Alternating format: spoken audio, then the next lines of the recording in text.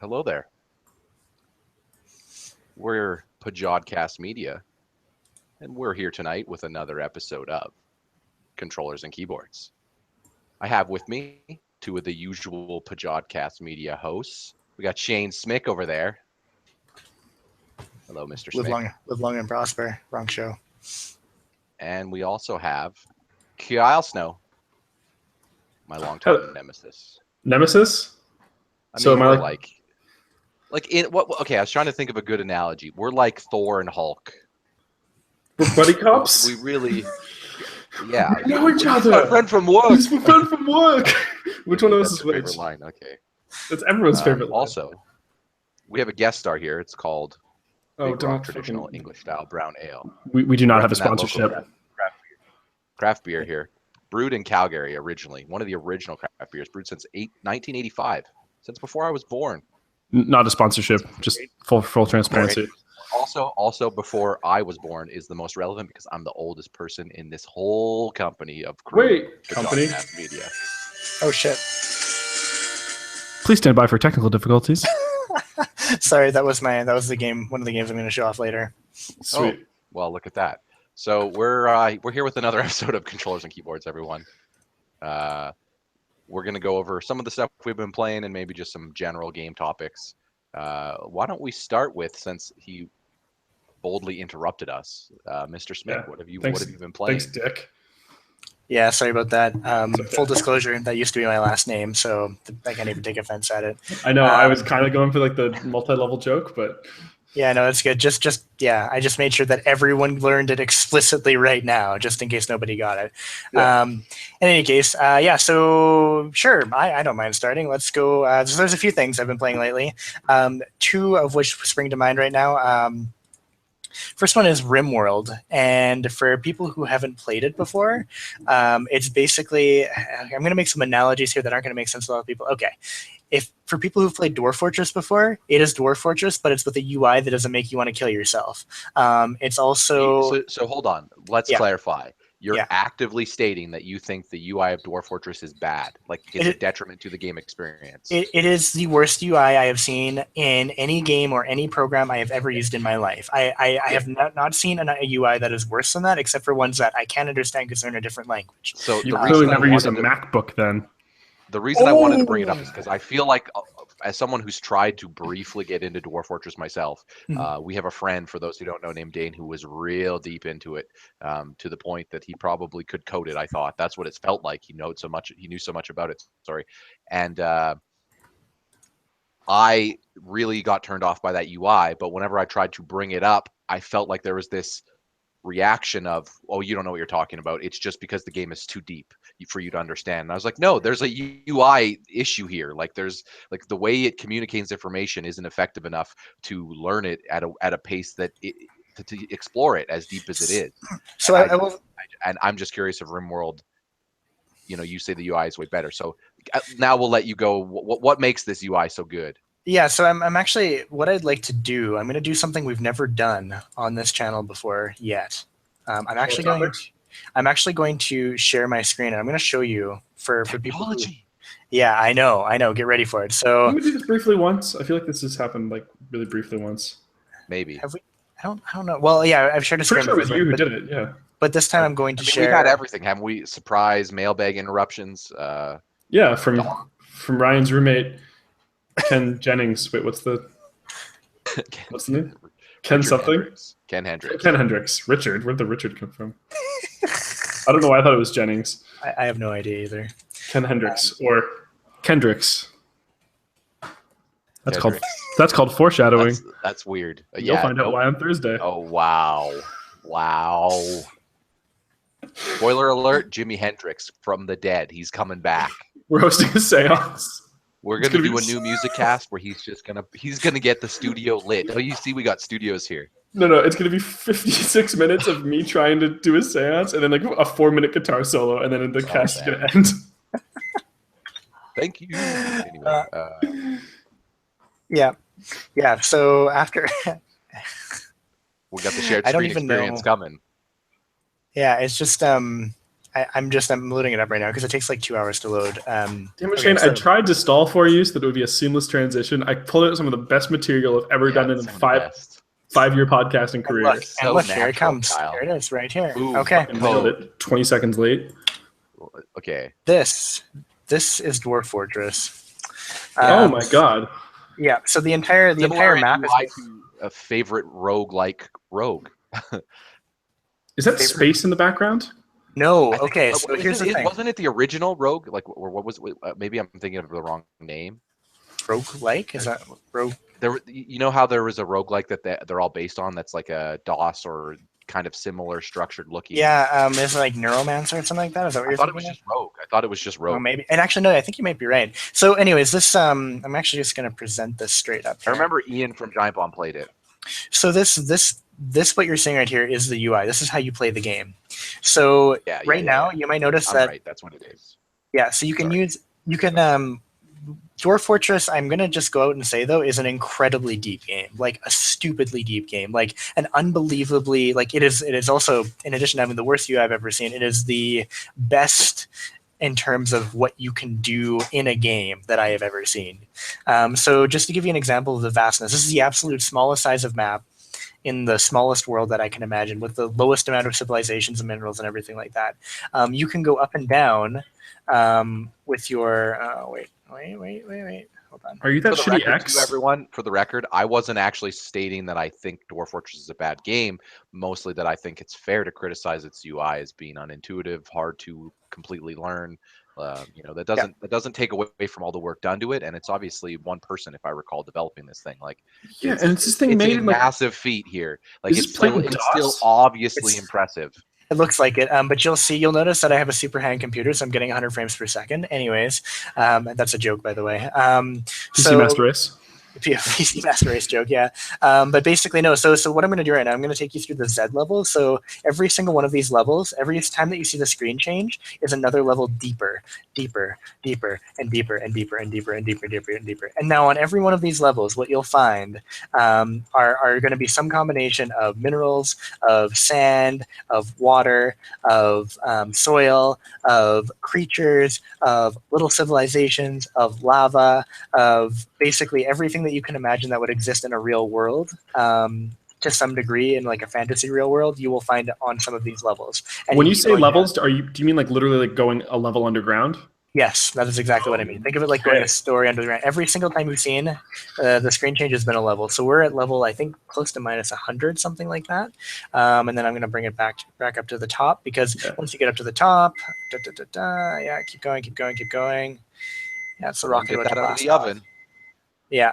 So you've also got levels above ground too. So, and you can go. I mean, you basically go until all you can see is sky. But on some maps, you have mountains going up really high. So this is an incredibly in-depth, deep game where you can build the dwarf empire of your dreams, where you craft things and you build things and you have relationships with people and you trade things and you go on quests. The newer versions are going to allow you to do outside of the map, and you have to get food and beer and make weapons and make statues and build a good defense for when the bad guys come, and interact with the civilizations around you.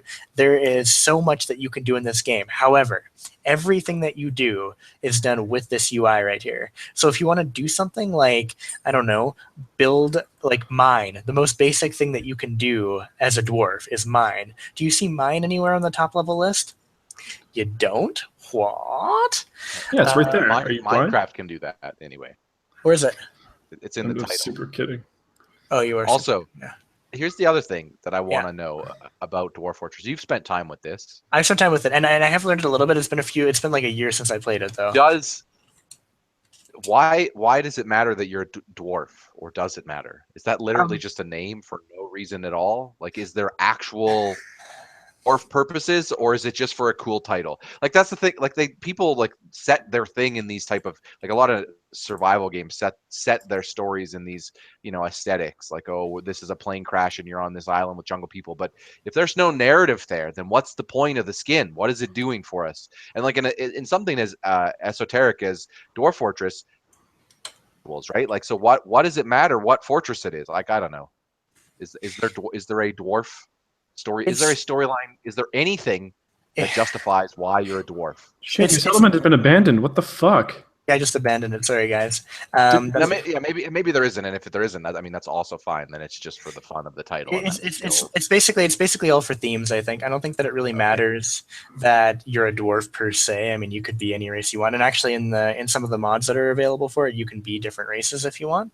But to me, that sounds like those people making those mods are actually fleshing out the game the way some of the audience wants, and that's. Like Dwarf Fortress always very much felt to me like a developer making the game he wants, like an art project, if you will, more so than just a release public product. Yeah, I wouldn't agree that sometimes it does seem a little bit like an art project. Just 1 second here. There we go. Because is cool too. I'm not disparaging that. I'm just saying that that's what the vibe I get from it is. But it's also the most realistic sandbox game that I have ever seen in terms of as much as you can make a game set in a fantasy world with dwarves realistic and demons and. But then doesn't your mind just go, give me that sandbox experience that's as deep as that with a GTA or modern level of graphics? You don't even need GTA. Phenomenal. I'm going to show you. I mean, that would be pretty great, but I think that they don't even need to go that. I mean, far. Isn't that what Star Citizen is trying to reach for? In anyways, isn't that what Star Citizen's going for? Is this very deep level of open world sandbox, but with schemes and modern gameplay innovations that we've come to probably cherish a little too much, especially when it comes to older games and how older games are played. Yeah, I mean that's entirely possible. I mean, some things are probably taken for granted now. And so when a game doesn't have them, even if they're superficial, people don't like them as much. I think that's unreasonable. So basically, imagine that same map that I showed you before. It's not the same map, but this is RimWorld. I've seen some of this, by the way, but I haven't really delved into it myself yet. Yeah, so this is a colony I'm working on right now. And basically, you can do about half of all the major things you can do in Dwarf Fortress in this game. And look, you can use a mouse to select things. Yeah, it's amazing. So, and everything has a nice little graphic and a little explanation that tells you what it does. Do you have a dwarf named Sleepy? And is he actually sleeping it feels like someone took some of the ideas of a Dwarf Fortress and said, hey, the RTS genre has come up with a lot of conventions that make this easier to display on screen so that people know what they're doing. So plus, you gotta get those sweet macros in. Yeah. We've all played StarCraft. We know that sometimes you're just gated by needing to construct additional pylons. And if constructing additional pylons is a fucking choose your own adventure DOS game. But again, isn't that the whole art idea of Dwarf Fortress? It's part of the journey is you need to learn it the hard way without the easy intuitive ways to teach you. It's like, well sorry though. I don't have 7,000 years to spend on your game. Well, the thing is that if you spend 5 hours straight, I'll give it 100 hours. I'll give it 100 hours plus. If you spend 5 hours straight playing the game, looking at the wiki, you can become reasonably proficient in all the basic stuff that you can do in Dwarf Fortress. If you take this game and you play it for about 10-15 minutes, you understand the basics, partly because they've included some learning information right here, but also partly because everything's context sensitive. When you go over something, it tells you what it's for. You can actually look into more information by simply clicking on things. This is, in my mind, this is a picture of how the UI was done. It's not perfect, but how it's done in such a way that a game that's extremely complex about survival in the future is given can be accessible for people who are just getting into it. You got a list of all your resources up in the top left corner as well. Yep. Yeah, a list of all your active units, their names, easy ways to click on it and access them. Yeah. It's basically status of all your to a Sim City, or there's you could pick your PC game genre, but there's lots of Civilizations, another example of games that know how to use their UI to display lots of information. Like there seems to be just this idea around Dwarf Fortress that because we're displaying so much information, it's impossible to try to make it intuitive. It's like, no, it's not. There are games that have done it, and it turns out that the games that have done it often are well received and have done well for themselves. Like people want this, but you also sometimes you got to budge a little bit more. Shane, did you know that you're low on food right now? I did. I'm currently making them, although one of the... Yeah, go ahead. Enough of the comparisons with Dwarf Fortress. What with RimWorld has been drawing me in? Sinking your teeth. What's got so there's this guy I follow on YouTube. he posted some Let's Plays of this game. And basically, when you get into any kind of survival game like this, you don't necessarily know what you're gonna do. Like, what's your objective? In some of the newer releases of this game, the guy who made it actually added some really cool new neat features. So in addition to having this map right here, which by the way, this is on the smaller side of the maps. I think this is a medium small map. You can also, so you defend against raids. You can get you can get slaves and sell them to people. You can chop up people and eat them for meat if you want. Yeah, if you want. Or you can actually go to other places and raid them and take their stuff. You can set up other colonies, and you can eventually go for the end game. And the end game in this game will be something like go to, I don't know, it might be up here in the world, and find the rocket ship that's here. And once you find the rocket ship, you can actually get off the world, or go over to another area. And I think there's something related to an AI that you can find as well, which ends the game for you positively. But to give you an idea of the scale of this game, so this whole map right here, this entire thing, which I'll zoom in again just to give perspective here. This whole map is contained on a tile this size. Here. Right. Yeah. Wow. So, this is gigantic. This is actually like wow. Yeah. This is like yeah. And so and you can generate a whole world too. I just generated 50% for simplicity reasons, but every one of I'm still wow. Yeah. And every one of these one of these areas there's a lot of scale. So zoom back into one of them for me. Yep. Okay, Yeah, so so how this is- complicated is just one of these tiles? Like, what type of things are you managing just on these individual tiles? So basically, this is a colony. For me, this is my first colony for this game. So just to give you an example here we've got our stovetop where we're cooking meals. Meals can be obtained through our farm where we've got potatoes growing, and you can make indoor farms too. Rice, that kind of thing. I've got my heal root, which is a type of medicine that's growing in here, so our doctors can use it to fix people and dogs. Got our cotton plants so that we can make some clothing. This is a very basic colony, by the way. It's about as basic as it gets. I've got my solar panels here because we need electricity to do a lot of stuff that we want to do, like have light, as well as our electric stovetop, which requires electricity, as you might imagine. As a former electrical engineering student, I can confirm that you do need electricity to have light. So, well, what about if I light a match, buddy? Oh, yeah. That's how long does that last, Ryan? Well, actually, candle. Done. What about a campfire? You want to build a campfire? We can build a campfire in here if you want. You can cook on it. You can get warm from it. Fire, Ryan. Also, I mean, let's just go with Nikolai Tesla's theories. That's what we're talking about. Screw electricity. Screw that other guy. Screw the light bulb. Oh, Edison was dumb as dude. That was like one of the first things they taught us. Was Edison was like actually an idiot, and Tesla was a genius. Which is why he made all those great cars, right? Anyways.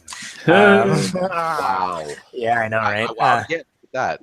Several wow moments, one episode. So basically, one of the most important things. I'm actually in a tropical jungle area, so one of the most important things to manage here is your temperature, because people have a whole cast of mood things. So, for example, you ate without a table because you're an idiot and went out into the grass.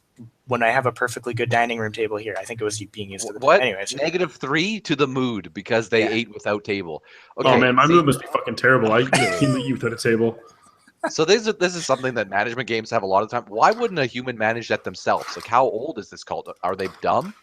Well, they're if they don't want to eat without a table, wouldn't they go inside? Why would you have to tell them to go? No, you don't tell them though. Like you don't tell them at all. It's entirely up to them, right? Like they choose what they do. Well then, get out of here. So basically, they're upset that they made a decision not to eat at the table. Yes, that's right. People are petty. They're horrible monsters. So then you also get things. Actually, this is not a good example. Let's go with this guy. Here we go. So for example, you've got your whole health. But from a management perspective, that seems like it's a good mechanic to keep the randomness flowing anyway. Yeah, the randomness. Sure. I mean, and then also the beauty of their environment is important. It's shared bedroom. Like I've got them all in a barracks right now.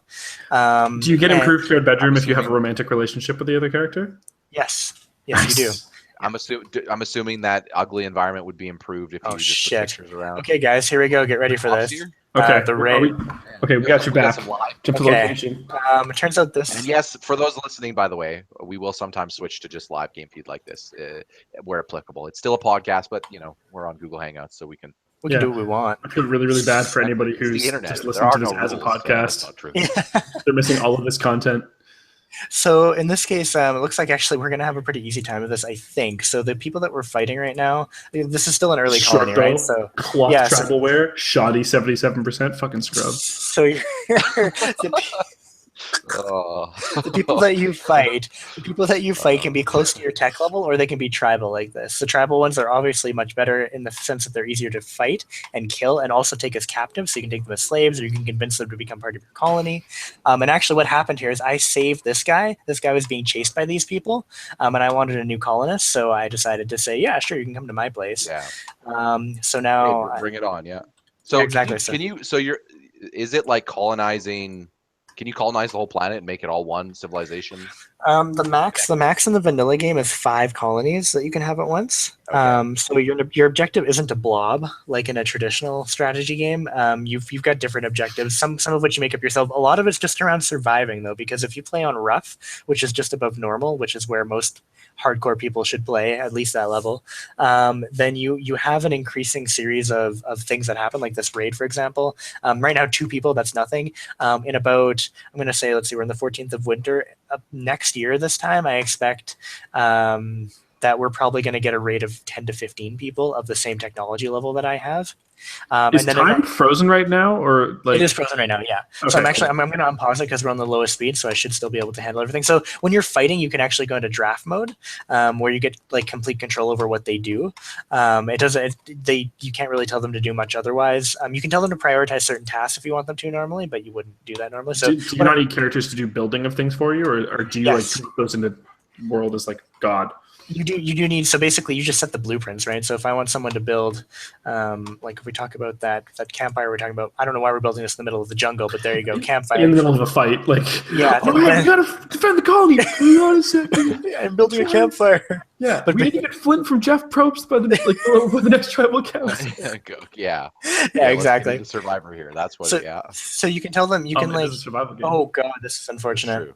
Okay, so this is the other type of thing that happens. Solar flare? You get random disasters. So you can get a solar flare, you can get toxic What? fallout, you can have like volcanic winter.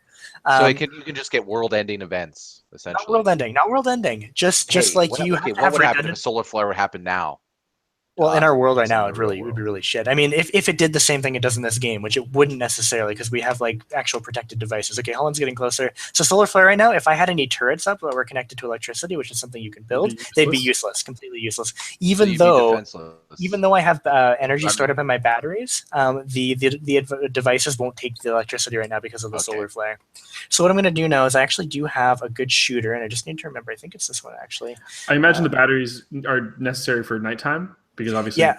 Well, you actually have different types of power that you can build too. So you can build, like, even just in my basic state, I can build a solar generator, a wind turbine, which goes all the time, obviously, as well as a fuel generator, which you can actually put like wood and other burnable, flammable things in it. Yeah, but obviously it's going to give you pollution. Yeah, so you can. I don't think pollution's really been implemented. I want a little Factorio there. Yeah, but basically, aliens come for you. And aliens, yeah, no. So let me just see here. So also, it's like an RPG in that all of your characters have skills, and some of them have things they can't do. Some of them have things they really love to do that they improve in. And the trick is to find a good balance when you're first starting, because you need. Sleepy seems really good at shooting and melee. Sleepy is the best I've got right now. He's the only hope. So I'm going to wake him up. I'm going to wake him up, which is going to make him sad. Well, he's sleepy. Of course, you should let him sleep. Yeah, and I also more effective if you let him sleep. Come on. That's funny. Also, you can tame animals and get them to like make more animals. Castaway? What the fuck? I guess you are in the middle of the jungle. It's factual. Yeah, you can also get stuff from traders, orbital traders that come by. Like you can buy people, or you can buy body parts and prosthetic things that like bionic limbs and stuff that improve your abilities, things like that. Also, for the people who are watching the stream, it is actually not jittery like that. It's just the software I'm using right now to stream it. Google Hangouts is, again, we're not. This isn't a proper. If we were to stream a game like to play it, we would use OBS. We might have something to say about that in the future too. By the way. Yeah, it's true. More foreshadowing. Yeah, let's just layer it in. We're like the MCU. We just drop Easter eggs everywhere. Don't worry. Stay tuned for the after video, post credits video. So you can see now. When I'm firing recently, there's actually a Stan Lee cameo. Yeah, I was going to say. We need our own Stan Lee cameo. Yeah, it's this guy. Anyways, so basically, if you notice, though, I've hit him twice with the survival rifle, and you can see that it actually damages particular parts of his body. Okay. Death And in so, 17 hours? yes, definitely because of the amount of bleeding that he's going through. So he's also in severe pain, which is going to really affect his mood. So you can see in real time how It's this is only a affecting. minus 15. Yeah, well, He's it's just, 5 times more upset than the other guy is eating not at a table. that's Fucking shot. Sanguine? That's the color of blood, Ryan. What is the color of blood? Sanguine, my brother. Oh. There we go. So now I killed that guy, so I'm gonna go and eat him soon. But my sleepy guy. There you go. Sanguine, color of blood. So is that saying that his blood says blood level? Is that what they're saying? Oh, fucking! No, Is this guy a stormtrooper? Jesus. Yeah, he's not very good. Sleepy oaf. Fire! Oh, he doesn't have. Hold on, I'm gonna kill this guy if I can. Is that guy's name Brexit? Brexio. And it's also a woman, Ryan. Yeah, because you could really you don't say that as if it's like you're presuming. Well, you got it wrong. But No, it said it Brexio. earlier. It said it earlier, like female in like when he was they hovering said it over earlier her. in blurry Google Hangouts thing. Teenage female warrior. Get out of here with a screen filled with information, assuming I'm looking at all of it at once. Yeah, Ryan, can't you fucking multitask? Jeez. So at this point, I'm going to So this is what we just saw right there. Kyle transforms into elitism. So basically, PC Master Race. PC Master Race. Yeah, we need a secret symbol, but so anyway, so there we go. I just fended off my first raid. The first guy was killed. The second guy ran away because he was scared. Like a bitch. Sleepy was undamaged, even though the short bow guy tried to fire at him. Or woman. It doesn't matter. I think that one was a man. That hermit is dead. So now what's going to happen is one of my guys, when they wake up, they're going to actually come out, pick up the corpse, and bring it over into our freezer. From the freezer, we'll actually go and chop it up. And because I happen to have a cannibal here, the cannibal is going to eat him, and he's going to get a huge mood boost from it because he doesn't get human flesh very often. Yeah, it's pretty gross, but most people aren't cannibals. Do most people get upset about eating human flesh because it's gross? Yes, they feel they get very, very upset. They get upset about other people eating human flesh. You know it's gross, Kyle? Yeah, haven't you ever eaten human flesh? No. Ryan? Oh. No, I have not dined on that fine cuisine yet, man. So you can actually see that this particular meal was made out of alpaca meat. What did you eat it with? What did you serve it with? Was it chilled? Was it warm? Was it cooked like a steak? What is your I boiled them, mashed them, and stuck them in a stew. Oh, geez. So, anyways, I guess I don't want to take up our whole cast with this game. I could go on forever because I freaking love this game. But basically, there's a whole bunch of depth to this, but it doesn't take a 1,000-page manual to understand how to operate it, and that's what makes this game so great to me. Is the stuff that you can do and the rooms that you can build versus the complexity. It's beautiful. Well, it does seem to have lots of options, and I'm really digging the art style, which is like a game called Prison Architect. Yeah, I played that actually a little bit. Yeah, the art style reminds me a lot of that, with like the kind of not stickman characters, but just like a step above that. You know what I mean? Yeah, pretty much. Actually, it's very similar. That was the first thing I saw as well. But I didn't think anyone else would have ever played that, so I just didn't mention it. Well, thanks for your screen share, Shane. Live events, Tangerine Bank. We know Shane. Yeah. I just 4chan is driving Shia LaBeouf insane, says Pepe. This is turned into Welcome to Controls and Keyboards, where we look at YouTube. Yeah. Also, but only for 10 seconds, so we don't get copyright infringement. Oh yeah, right. It's okay when we're on a channel. Just you can't only 10 seconds of a video. It's true. Yeah, it's true. Okay, so there we go. So what we need to do is look for anyway. I was going to show you guys. One of the bigger colonies that was really impressive. I'll show that later. No, yeah, you can show that. That's fine. This is the RimWorld minute. Okay. RimWorld Half 20 hour. minutes. Right. Cast.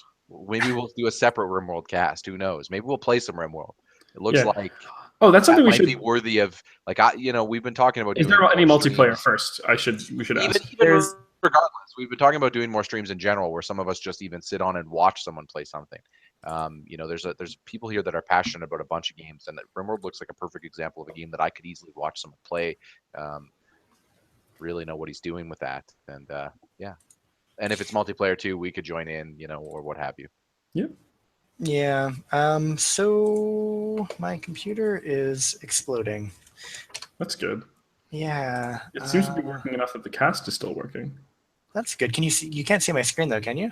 Not your screen. No, you are no longer sharing screen. So we're going to have to move topics on at this point. Wait, I know what's going on. Okay, I got this. Can you get the screen back and show us a advanced colony in RimWorld? There we go. We got So a video. from the top here, you can see it. So this guy's going for a high pop challenge. He wants to have 30 colonists, which is insane, by the way. Getting 30 colonists Look would at be those amazing. hats. Yeah, he's made these hats. A lot of them are great. made out of human leather. Ew. Because Wow. eventually, well, I'm just saying, you get a lot of raiders over time, right? So in this guy's Okay. colony, so this is really zoomed out. So I'll just give you a quick idea. He's got 6 different different things growing here. He has a geothermal power plant here, getting electricity from inside the planet. He has a whole bunch of turrets all around, and a killing field with traps built in, so that when raiders come, they get killed. That's where they get funneled into, I assume, based on yeah. like terrain. Yeah, exactly. And then once they get to the turrets, if they survive to the turrets, then they get shot up by like 8 turrets or so. He also has a bunch of storage areas, and the trading console right here allows you to talk with the orbital traders, which allows you to trade any of these things. He also has a big solar farm, lots of solar panels, wind. And yeah, just this is a really well developed colony. Oh, and indoor farming, because you can do hydroponics. Nice. That's which cool. was That's cool. which, like right now it's really important because look, he's got a volcanic winter, which means all this shit out here isn't growing anymore because there's not enough light. So indoors, now that he's got a hydroponic system with a sun lamp, it's growing 24 hours a day at a really fast rate. Down here, he has a hospital with an advanced wards to heal people and to also install surgical implants. And then he's got a whole bunch of rooms for his people. Plus, he's got a prison going on up here too, because he just gets so many people in. So as raiders, the only thing that concerns me is that he seems like he's a massive idiot. Yeah, in this case, he did something really dumb in this particular video. But yeah, so this is just one example of what you can do in terms of getting closer to the later game stuff. Now, this is actually an earlier version of the game, which doesn't have nearly as much stuff as the new version does. But it's just the scale can be very huge. And if you're into management simulation, strategy, RPG, any games like that with roguelike elements, because if your guys die, they're dead, then this is a good game. Would recommend. RimWorld. RimWorld Sounds pretty great and looks pretty great. I mean, we got some live footage here of the world Rim, the worlds of RimWorld. Name your world in RimWorld. You're set like a SimCity, or do you get to you can name your settlement specifically. So what is your settlement called? It's just something lame like Gangster Town or something, because I'm a gangster. Yeah. Oh yeah. We all know you live the hood life, so. Well, actually, that's something I've learned. Yeah. I learned over the last week of playing games with Shane. Shane's not necessarily creative with coming up with I'm names. super creative. Whatever. I'm just going to show you this really quickly. I'll cover it next time, though. There you go. This is Tuber Simulator. We're going to talk about that next time. Cool. Yeah. Yeah. So I guess we can segue into please. Some mobile games, because I haven't talked about them yet since we've casted, and I've been playing some for. I don't want to say how long, so I will, but I don't want to. So I've been a purveyor of mobile games, like everyone is. I shouldn't say that as if you're part of some. You say you've been a purveyor, so you've been. Yeah, I'm trying to say I don't know. What did I use the wrong word anyway? Do you mean I was trying to indicate big community of oh yes, I'm a cultured individual. This is my community. I'm not saying that. That to be clear, that's why I'm reversing my stance and making sure it's 100% clear that I'm saying that I'm a big idiot, like everyone who wastes time on mobile games. Playing on mobile for quite a long time now. We'll start with one, and I think it's the perfect example of to me, it's the best free-to-play game not named Hearthstone. And I used to play tons of Hearthstone, but then the skin for me was the issue with Hearthstone. I really don't think what the Warcraft skin is actually cool.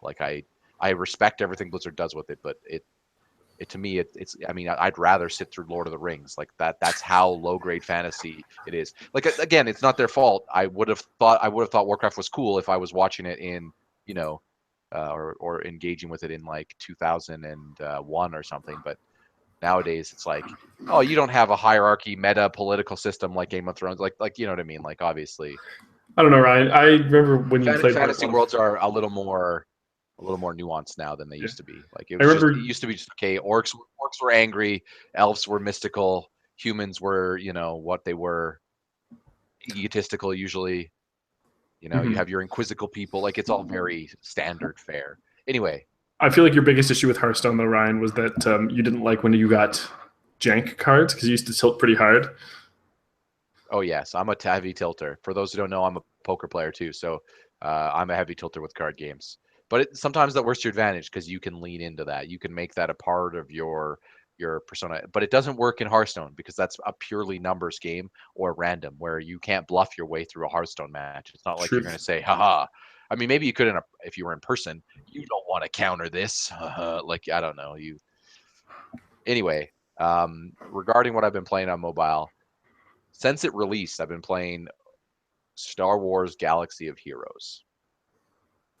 So for those who don't know, this is a mobile game that came out probably a year, I don't know.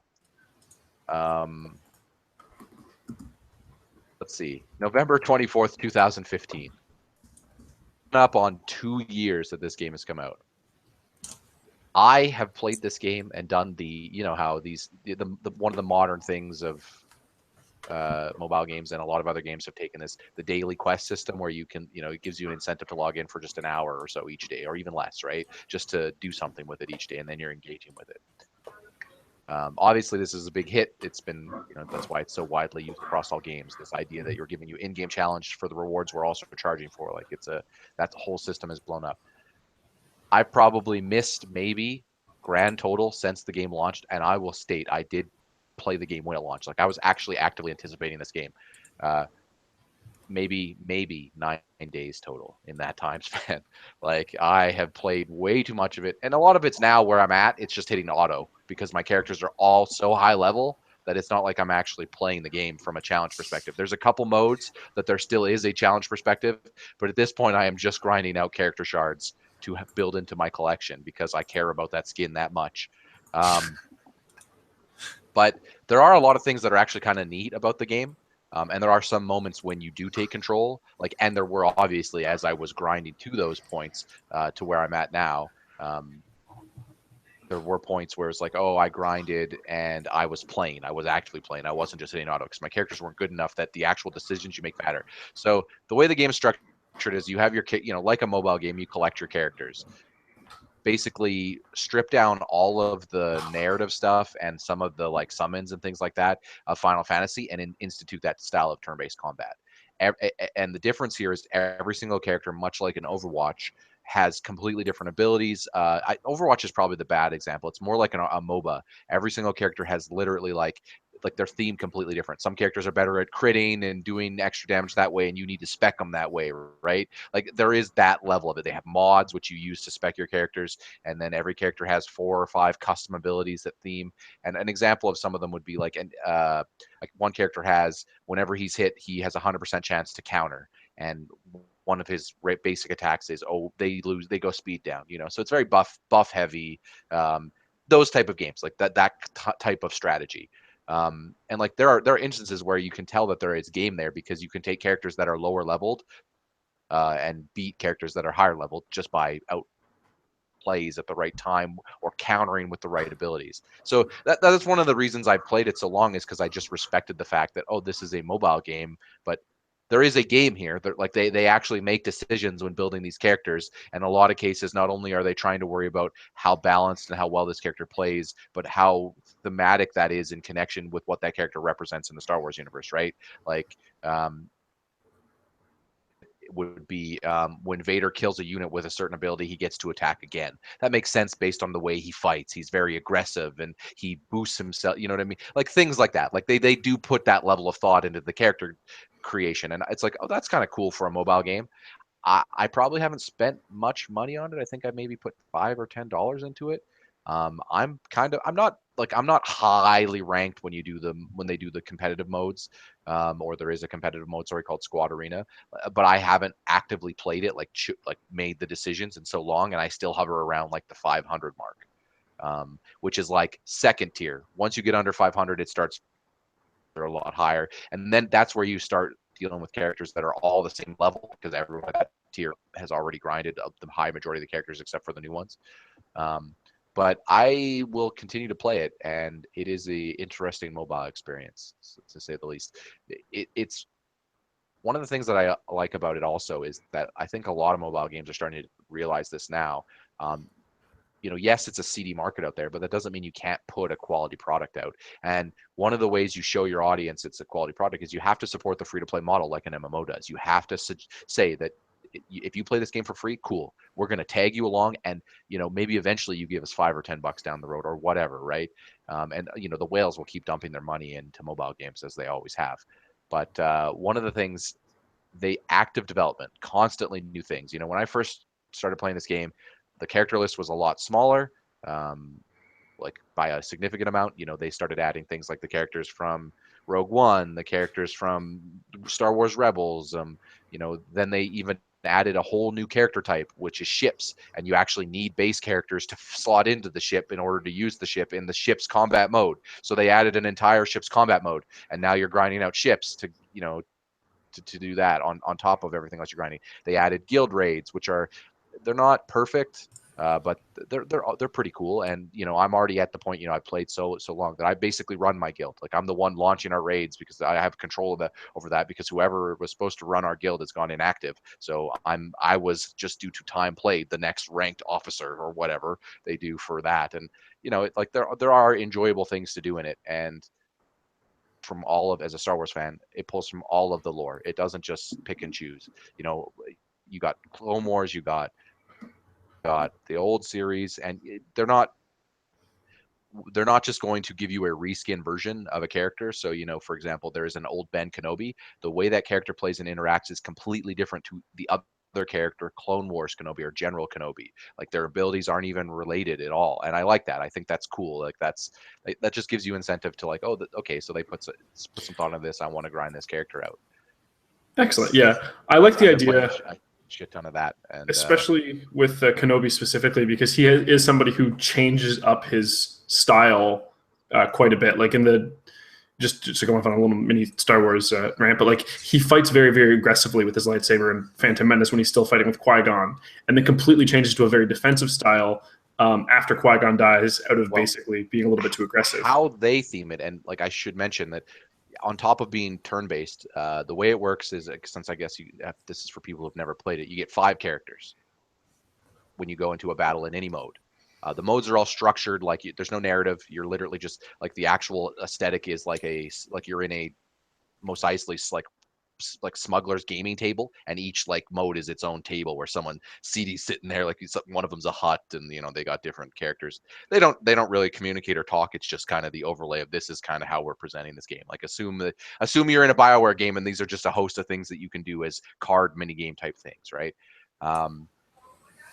And on top of having like their own active abilities, most of the characters have passive abilities that theme how they play, but they also have like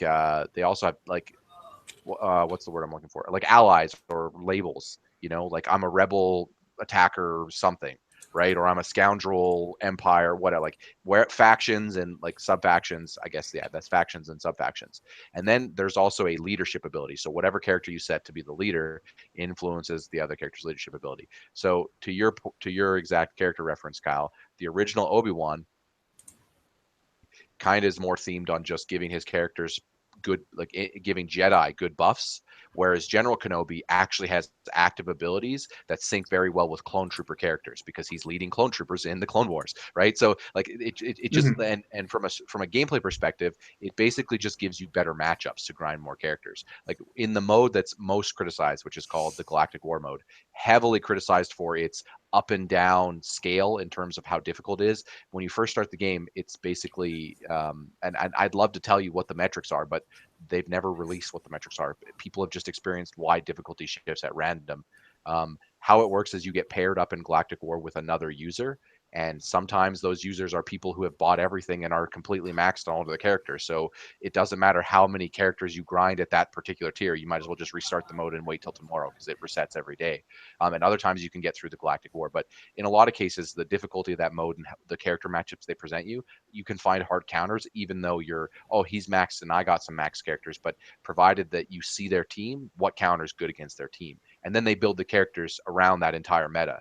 And like, the meta is really big. Like, there's lots of characters that I've seen in the meta, and the meta changes on which tier you compete on. Obviously, the highest tier probably has a completely different meta than what I'm currently experiencing. But the fact that that exists in a mobile game, like the fact that I can say those words, like I think that's kind of cool. That is pretty cool. You know, and it's free, so check it out. I think it's fun if you're interested in Star Wars, especially. For me, it's a part of it's just I want to collect the characters I want to collect. I have it was the same thing with Hearthstone, right? There's just this collector's aspect to me of let's build something. If I'm going to be playing something, I want something. A year or two from now, I can click and look at. Oh, I did all that. That's that's a game thing that a lot of people have. That's just weird. It doesn't make much sense, but yeah. Okay, the other thing that I have been playing was, I'm going to talk about it again. 10-second ninja. Oh my god! Are you only going to talk about it for 10 seconds though? Go. This game.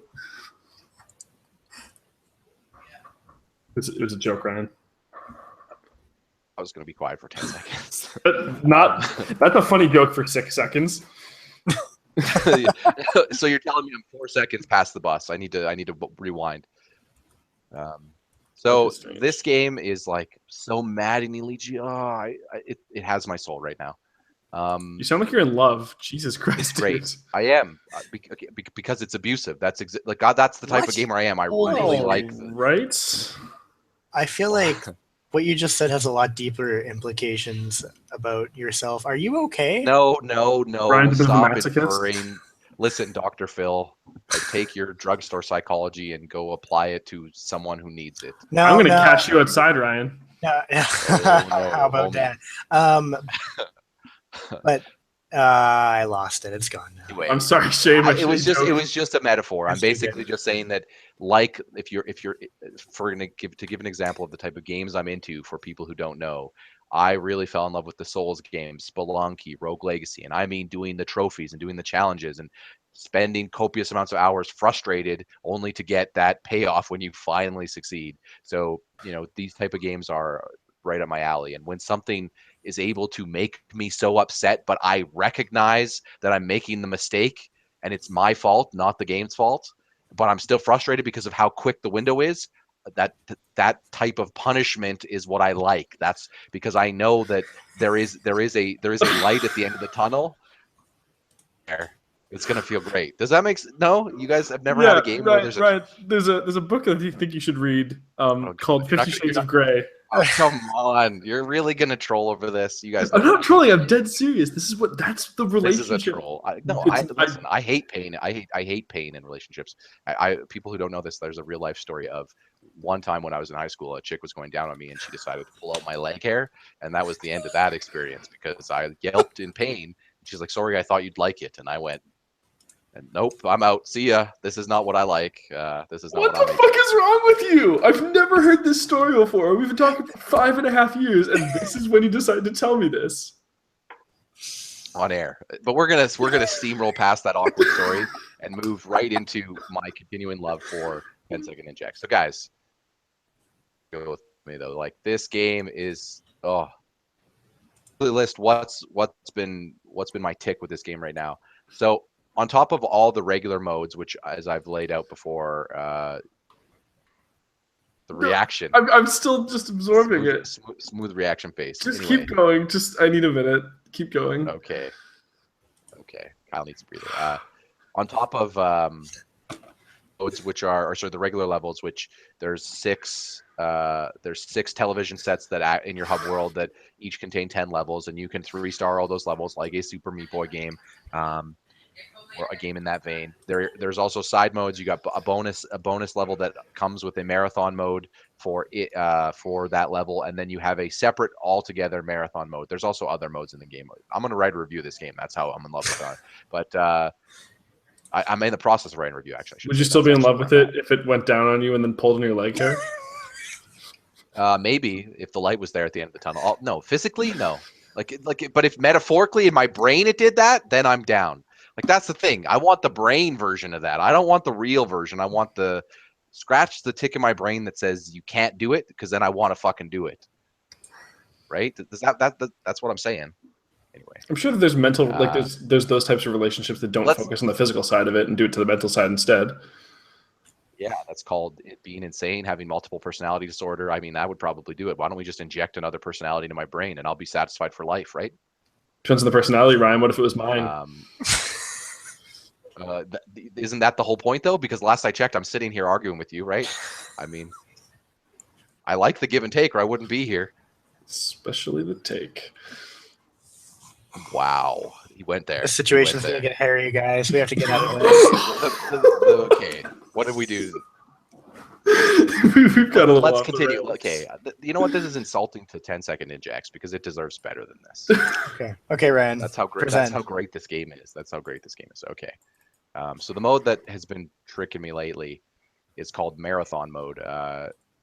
And again, there are other modes in this game that are fantastic, and like I said previously, I encourage people to check it out. It's free on PS Plus. Just go get it, or buy it on Steam. I'm sure it's like $1 because every game on Steam has no money value. So the Marathon mode presents your 10-level mode, 6 levels or 6 hub worlds, 10 levels in each hub world, just like the regular mode. The difference being is that you do them all the levels in a row, and it tracks all of your resets. So every time you've hit the right trigger to automatically reset a level, and all of your deaths. So there's trophies in this game, and I'm a trophy hunter, and I was just sitting there going, how you know, as I was collecting all the stars, and I asked the marathon mode, assuming S was the highest tier, because I beat it with 0 deaths but 6 or 7 retries on a couple of the hard levels in the first hub world, because that's the hub world I've mastered the most, because I've quite literally, I feel like I've mastered those levels. And then I was looking through the trophies. The first thing I noticed is the trophy humor, just in tone with the same with the humor of the game. There's one trophy here for earning 150 stars that says "Whoa" halfway there. And then the second trophy that I'm going to be trying to earn here, earn 300 stars and X rank all marathon modes. X rank. And it says, whoa, living on a prayer. Of course, because, you know, that's just the tone of this game here. So the whoa, living on a prayer trophy is something I'm going to be trying to get. And I'm going to have to marathon mode all the levels. The X rank means is that I can't retry or die once. So you have to perfect 3-star 10 straight levels. And when I say that there's a challenge, like this is obviously deep end game type challenge. Like this is trophy hunting, but I've always liked games that, like, you know, cater to that niche, because that's my niche. Man, I'm talking so much frustration, but awesome frustration. Like just this, because when you're put under pressure like that, where I can, like the first hub world, I can clearly do the first 7 levels without a blinking, like, because I can do them in like 3 seconds, like just boom, boom, like you just react quickly and you do them. But of the first hub world, the last 3 levels specifically are they're not challenging, but to do them perfectly, there are some really well-timed jumps that the idea that I can't even retry once and I have to do it all perfect, especially once they start adding those layers. While they don't add any special new mechanics in that first hub world, the last 3 levels add enough enemies and layers and jumps that it's so high intense. Like I'm talking, you got to throw a shuriken and immediately jump up and slash a dude and throw another shuriken at 3 enemies and then not land on a platform and fall, but fall at perfect enough of an angle that you're just beside something that kills you to kill another dude, and then quickly kill 3 more dudes with a shuriken and run and dodge and get to the end. Like that, like obviously that's the whole structure of the game. You got 10 seconds to do something pretty crazy, but in the first few levels, it's really, there's like 4 or 5 enemies, and as they start adding more, but every time I made a mistake, and you know, it usually happens where I get to level 7, 8, or 9, and I'm just breezing through it. I'm like, I'm going to X-rank this thing. I'm ready for it. This is the run, as you will. And you make that one mistake, and you're just like, oh my god. And the problem is you might even finish the level but make the mistake, because if I finish the level but it says I'm at 2 stars and 0.002 seconds, that's not a 3rd star, and then I'd have to retry, which ruins my X rank. So I got to go all the way back to the first level and start them all over again. Like that's the thing. You have to literally for this mode, you have to do the run level 1 through 10 without mistakes. If you make a mistake, it's not a matter of just repeating level 7. It's going back and it just it's been taking me, and it's awesome. It's awesome, honestly. Like it's probably, I haven't played a lot of the newer games this year, to be honest, and but I've been pining for something since Spelunky and me. We didn't really fall out of love, if you will, but I played so many hours Spelunky. I got all the trophies. I did everything you could do in Spelunky. There was a certain point where that was no longer my Vita game. I had to find something else. And right now, 10-second Ninja X, that's something else. I'm telling you. Jesus. This literally sounds like an abusive relationship. But I mean, isn't that like what Meat Boy always was to people? Like games like that. Like think of the harder Mario levels. If you're setting challenges to like, you see speedrunners do this stuff for Mario. I'm only going to beat Mario with no lives lost, or something like that, right?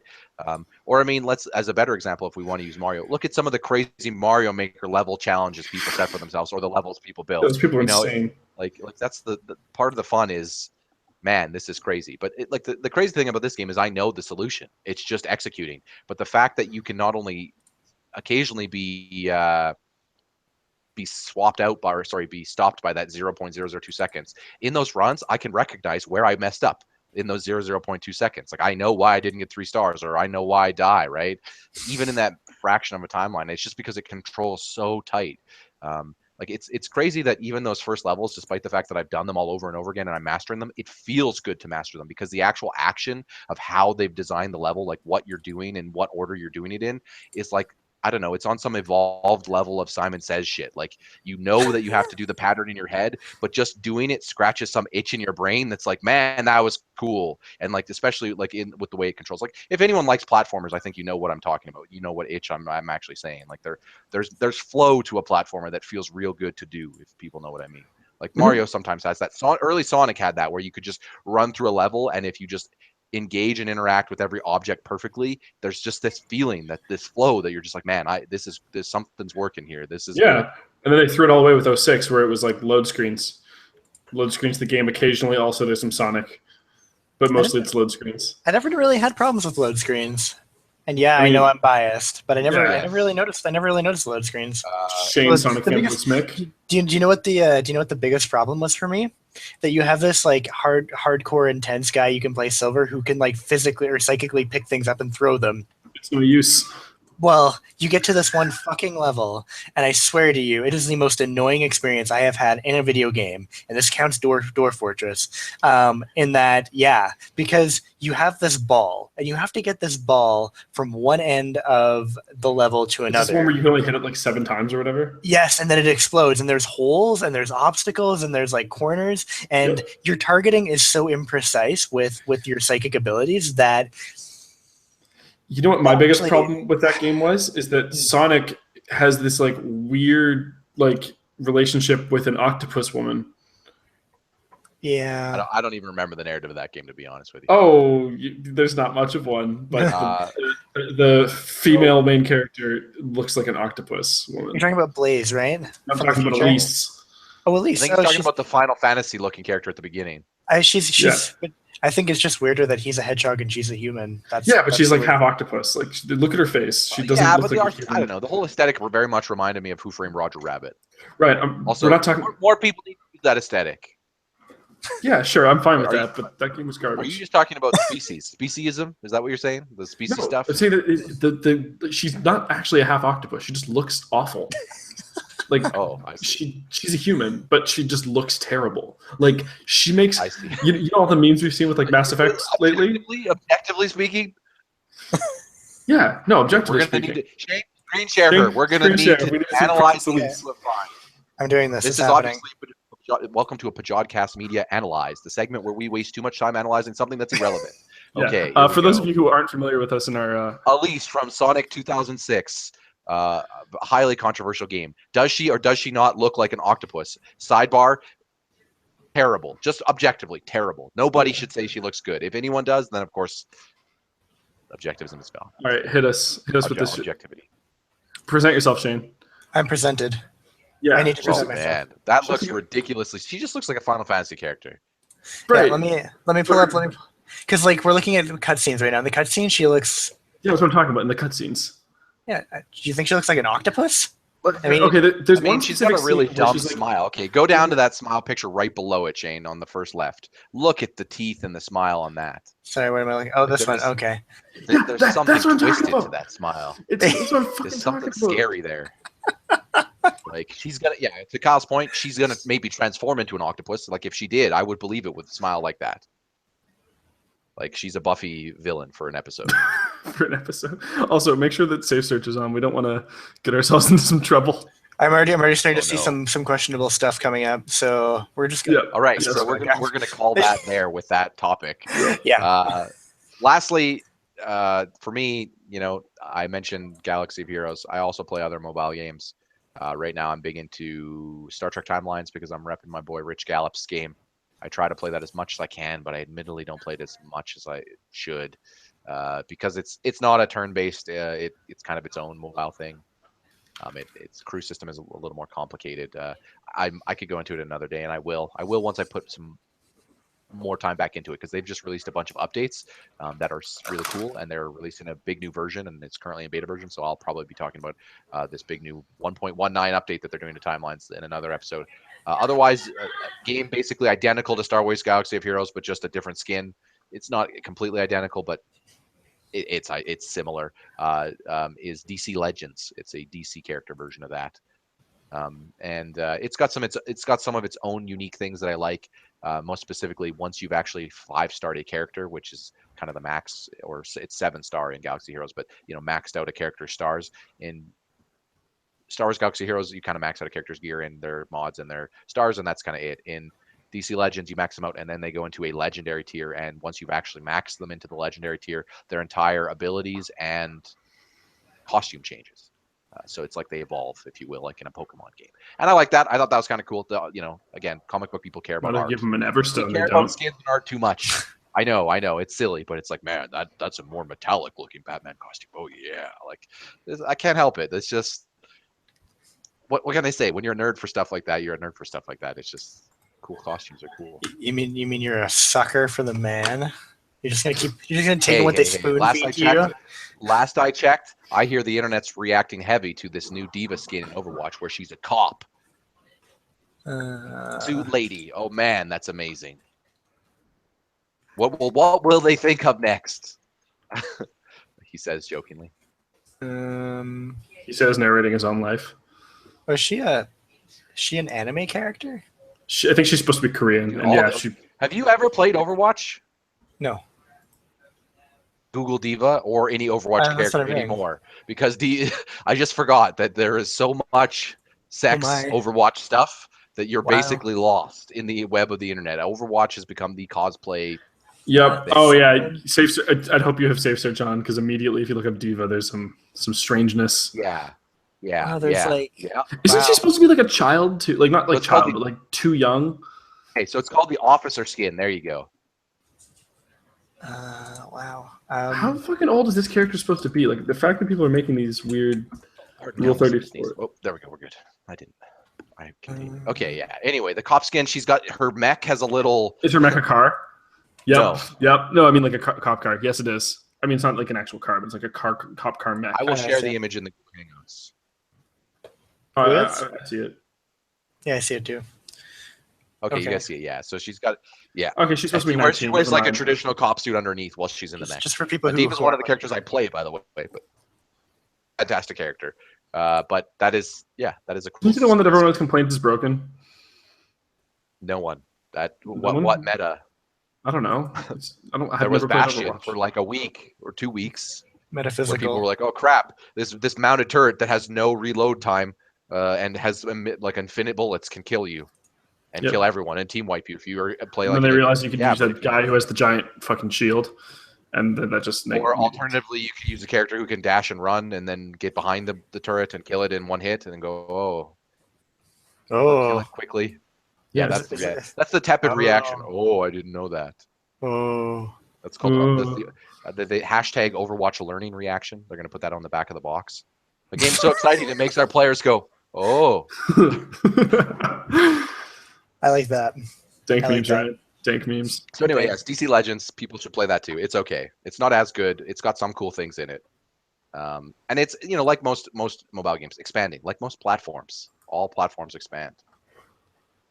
Life and a new future. Sadly, it's in the clouds, and then you come back down to the earth, and it's still just a mobile game. Truth. And there are still pavement, and someone could still make you eat it at any time. That's true. Speaking of pavement, Kyle, what have you been playing? What have I been playing? Well, before I answer that question, I'm gonna feed myself. Wait a minute, this isn't a table. I'm in a bad mood now. That's hilarious. That is actually. Yeah. I've been saving that joke. Objectively hilarious. It just seems pretty weird. Also, like, let's be okay. You know what? I'm not going to get into the pedantics. I'm not going to get into the specifics. Go ahead, Kyle. What have you been playing?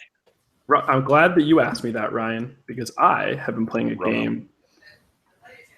What? Continue. You've been playing. I've been playing. You don't need to cover it. We'll just drop these subtle things for other people, and no one will get it. I've been playing a game that we talked about last week. That, if you remember, I downloaded during the podcast last week, called fucking Stellaris.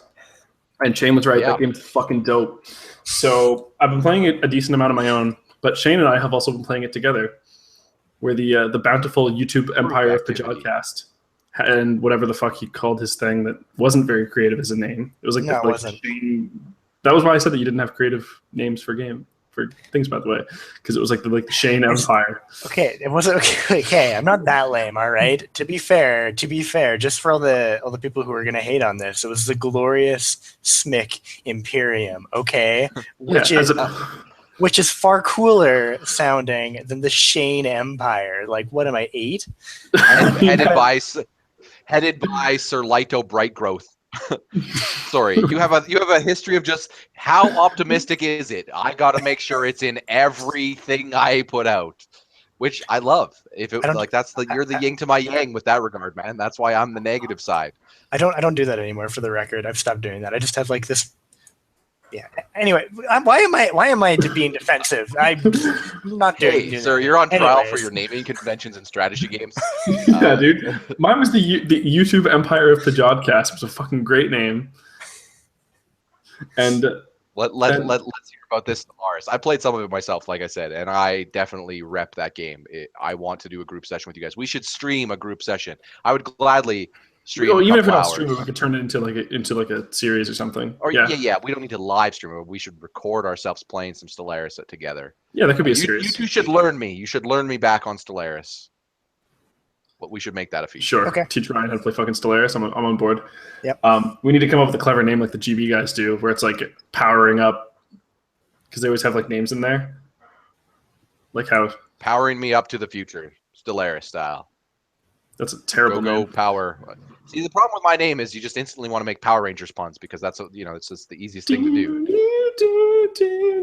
I hear that series is hot. Also, I wanted to talk about a mobile game just before Kyle gets into Stellaris. Fuck off.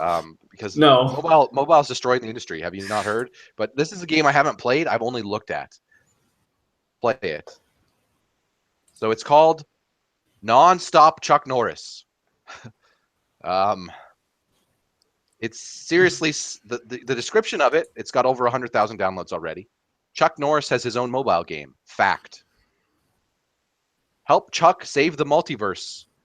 Collect exclusive Chuck Norris facts. Power up the Chuck. Yeah, you can use anything as a weapon. But I'm assuming one of your abilities. The screenshots might show abilities actually. Here you go. Hammer. The Mulk Kogan. The wood. Oh man, the selfie stick is a weapon. Of course. He's got such abilities as kick, thunder, and beard. So Stellaris is a really, really good game. Yeah. With planets and space, it's the best. So what I've learned about this game is that's all I'm saying. There's a very deep learning curve to it. I had to restart Empires about 1 billion times because I always learn new mechanics every time I do them. I've gotten very good at the first hour of Stellaris. Not so good after I start meeting other empires. One of the deeper game starts to emerge. Yeah. Yeah. Well, there's been times where I've kept on going to war because that's a really good way to learn things. And then I learned taking over planets is really hard because I didn't know how armies worked. I was all about that Navy, dude. I was had these super strong fucking ships that were going and blowing up everything, but you have to actually put troops on ground in order to get planets back. And I still actually haven't figured out how that works because I figured out how to get armies. Navy. The Navy? Or they call it a Navy even though it's in spaceships? space? Yes, it's still called Navy. Are you kidding? Okay. Oh my God, Ryan. How many sci-fi games have you played? Mass Effect, but they don't I've played lots of sci-fi games, but they don't usually call it the Navy. Yes, they do. Right. You've been watching Star Trek. Space Academy. They're called the United Federation of Planets. They're Starfleet.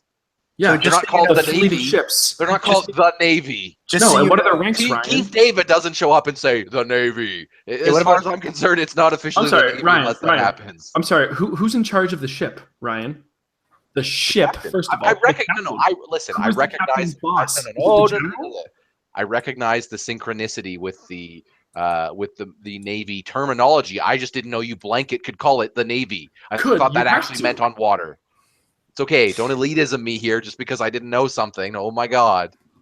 This has just been like the Ryan says dumb shit. Well, Shane and Kyle facepalm cast. So just because I recognize that it could have a captain doesn't mean that it should Admiral, automatically bulkheads. That it doesn't mean that I should aft. It's just because they use all the terminology. Again, they're not called the Navy in Star Trek. They're not. In Mass They're Effect, not the Starfleet Navy. They're called Starfleet because they're just a fleet. Yeah, fleet. Of stars. Fleet of ships. Of starships, technically. Yeah, they're the starships representative. Yeah. So what wouldn't they call this? The Star Navy? Case, Where's the star? Mass Effect Alliance Navy. The whole group that you're working for in the first game is Alliance Navy. Yeah, it's almost like people forget that it's the Alliance Navy and just call it the Alliance. Because if you actually look at Mass Effect 3, they know no characters in that game say the Alliance Navy. It happens like twice, probably listed. Everyone just calls it the Alliance. Come on, Ryan. I'm sorry that I go by the lingo of jargon I can remember from games I played 12 years ago. Let's go. 12 years ago? Jeez.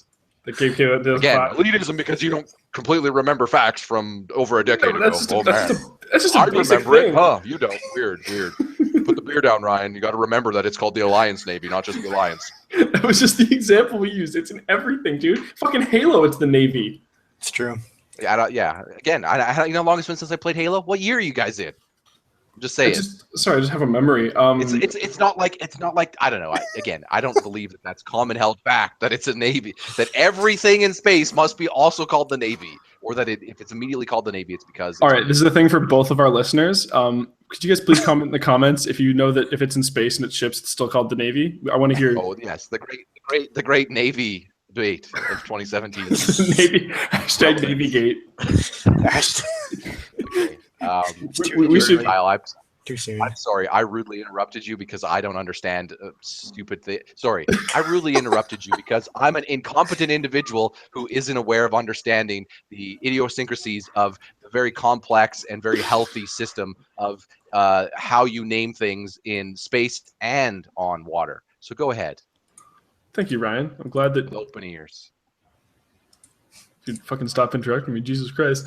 Yeah, that game's super good because the Navy, I was all about that shit. I was so good at getting ships. I could even get past their gigantic guns on the spaceports, which are way stronger than the ships you have at any point early on. But then anytime I went to go, you build up armies, you have defensive ones that stay on your planets and will defend it, or you can have offensive ones that will fly to planets to try to take them over. And I would send them in, and then they would just I couldn't tell if they were still alive or if they were fighting or if there was any deeper mechanic to it. So maybe you could enlighten me a little bit on that, Shane, because I actually don't understand how that shit works at all. Yeah, whoa. Are you admitting you don't know something about something? The Army? Are you allowed to do that? Yeah, because it's not the Navy. The Army. I don't know anything about what you're saying is it's okay to not know anything about the Army, but it's not okay to know anything about the Navy, even though they're both divisions of military. Yeah. Also, I really shouldn't shit talk the Army because both Alex's parents have been involved in the military. But you weren't really shit talking it. I also wasn't. No, I wasn't. I was just going yeah, fucking Navy. But has everyone seen those Keith David commercials, right, where he says the Navy? Those are good. Listen, every time I see them, I don't want to join the Navy. I hate the water, but every time I see them, I'm like, you can't swim. Keith David could convince me to join the Navy if he came in person. That's there's some people that they just they. Lesson 1: try to swim. Ryan dies, and then that's the end of Ryan in the Navy. You know what I mean? Though, it's like this James Spader character is in The Office, or basically any character he plays, or probably James Spader the person could also convince me to join the Navy. Hold on, I have to listen to this. Oh, that guy. Oh, yeah, I totally know. He was in Mass Effect. He was in Mass Effect. Oh, you don't remember that, Shane? Jesus, we need to get the whole hounds out to get on you. You don't remember a fact about Mass Effect. Again, that Mass Effect wasn't the important thing. It was an example. An example of what? That sometimes things in space can be called the Navy? No, anything that's involving ships is Navy. Ships are Navy, but Ryan. It's not because if people can name it something other than Navy, then it's not always Navy. Starfleet's a perfect example. They never once used the word Navy in Star Trek, ever, not a single time. So you don't have to call it Navy. Haven't seen Enterprise yet, Ryan. Oh, well, they're old timers.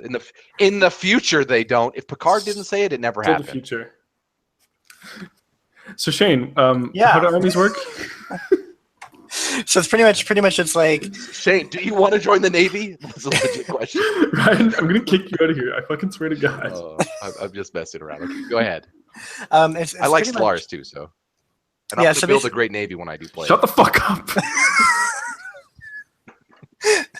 You rambled on for like 2 hours about 10-second Ultimate Ninja and fucking mobile games. Let us have our moment. Christ. What? Come on, I'm giving you all the moments. So basically, 2 stages to invading a planet. The Navy shit that you're really good at. And part of the Navy shit involves bombarding it because I did that. I did do all that. Yeah. I got their Basically- planetary fortifications to 0. Yeah, so then basically you launch your armies from your planet, make sure they've got an escort or that you know that there's no more enemies left, bring them over to the planet, right-click, attack planet, and if their defenses are gone and you have a more powerful army than theirs, you will take their planet. That's basically what it comes down to. So my problem was that I didn't have a more powerful army, probably. I just had, It's like, possible, yeah. You went well, in the feature. thing, so I'll explain the exact situation because I think it should paint a picture. So basically, like, these like nomads were like, "Hey, can we have a planet that's somewhere in your system, but not, but like you're not using it?" And the habitability for me was like 20%. So I was like, "Yeah, sure." And then I lost like a few other areas that were like that I had installations in that like were building up in tech, and then they were like, I went to go rebuild them, and it was like in their area, and they were like, "Please halt your ceaseless." Like, you're fucking invading on our territory. And I was like, your territory is completely surrounded by me. Go fuck yourself. We're going to war. And they had 1 planet. And I had like 4. And I had a fucking navy. And they didn't. So I blew those motherfuckers apart. That teaches me you need a Navy, people. Remember, the Navy is important. Yeah. So yeah, that basically they didn't have much going on, but they probably had a decent population size by the time I got there. So maybe I just didn't send in enough ground units. Probably. And actually it's important to be like to definitely bombard down to 0. I definitely did do that. Okay. There's non-combat options available in Stellaris, right? Like, Yeah, totally. I was trying to learn things. Oh, Yeah, of so course, basically, I'm not you can critiquing the way you're playing. I was just curious from a depth from an available options perspective. you can do things like, I mean, you can terraform planets. Like, so when you first start off, there's a bunch of planets that you cannot live on. Things like tomb worlds, for example, which are victims of nuclear holocaust, basically, and they are unlivable for most people. But eventually, you can terraform those into worlds that you can live on. For example, you can colonize just all of the worlds that you can possibly live on, which is a way to expand. You can also build tall now in Utopia in the newest expansion, because you can basically build governments that reward you for staying tall by doing things like with Unity, for example, which is the new thing I kind of talked about before. Basically, it's a resource that you get, and the amount that you get the amount that you need to get new stuff becomes more and more the more colonies and more people that you have. Mm-hmm. So it kind of emphasizes you sitting on a few really awesome planets and developing them to the top level. That also help your science as well, incidentally. But I did find that.